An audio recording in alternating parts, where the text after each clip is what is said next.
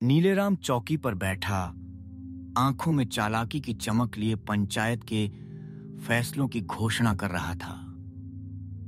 उसके दाएं बाएं पांचों पंच बैठे थे और सामने गांव वाले चुपचाप सुन रहे थे। नीम की छांव में बैठी औरतों की जिज्ञासा भरी निगाहें सब पर टिकी थीं। हवा में तनाव सा महसूस हो रहा था, मानो कोई बड़ा फैसला होने वाला हो। गांव की सड़क के लिए आए पैसों का सही उपयोग होना चाहिए। तुम सबकी राय क्या है? पंचायत ने सड़क के काम के लिए ठेकेदार बीजू को चुना, पर अचानक नीलेराम ने बीजू को इशारे से बुलाया। धूप की तपिश के बीच कमरे के अंदर कुछ खुसर फुसर शुरू हो गई थी। नीलेराम ने बीजू को 10,000 रुपए देकर चुपचाप गांव से बाहर भेज दिया और अपने वफादार नौकर रामलाल को 1,000 रुपए देकर चेतावनी दी। समझ गए ना, किसी को भनक नहीं पड़नी चाहिए, उसने फुसफुसाकर कहा। रामलाल ने सिर झुकाकर हामी भरी, लेकिन उसकी आंखों में डर साफ झलक रहा था। कमरे में हल्की सी खामोशी छाई रही। बाहर से केवल छांव की सरसराहट सुनाई दे रही थी। रामलाल जैसे ही घर जाने लगा, गांव के कुछ लड़कों ने उसे घेर लिया। उनकी आंखों में सवाल और गुस्सा दोनों था। मुकेश, गांव का जिज्ञासु लड़का बोला, सच सच बता, पंचायत के पैसे का क्या हुआ? पीट पीट कर आखिरकार रामलाल ने सब सच उगल दिया।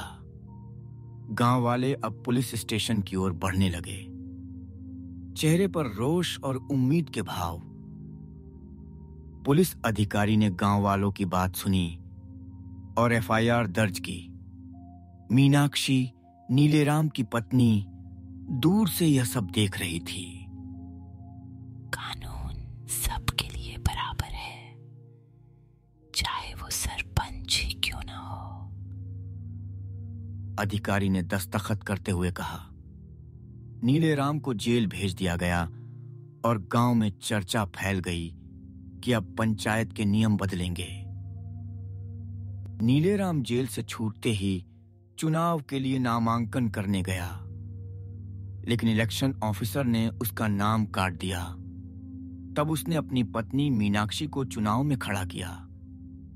अगर आप मुझे वोट देंगे तो गांव में हर एक को सुरक्षा का एहसास मिलेगा। हम सीसीटीवी कैमरे लगवाएंगे। उसकी आवाज में आत्मविश्वास था। भीड़ में कई लोग इस वादे से प्रभावित हो गए और चुनाव जीतकर मीनाक्षी गांव की नई सरपंच बनी। शंभू पंच कैमरे की वजह से परेशान था। उसने कैमरा पेड़ से हटवाकर ऑफिस के अंदर लगवा दिया। एक रात मीनाक्षी और नीलेराम बाहर गए थे। तभी नीलेराम चुपचाप ऑफिस में घुसा। उसने अलमारी से गांव के विकास का सारा पैसा निकाल लिया और सुबह होते ही गांव में चोरी की खबर फैला दी। गांव वालों ने फुटेज चेक की तो सच्चाई सामने आ गई। चोर तो खुद नीलेराम ही निकला।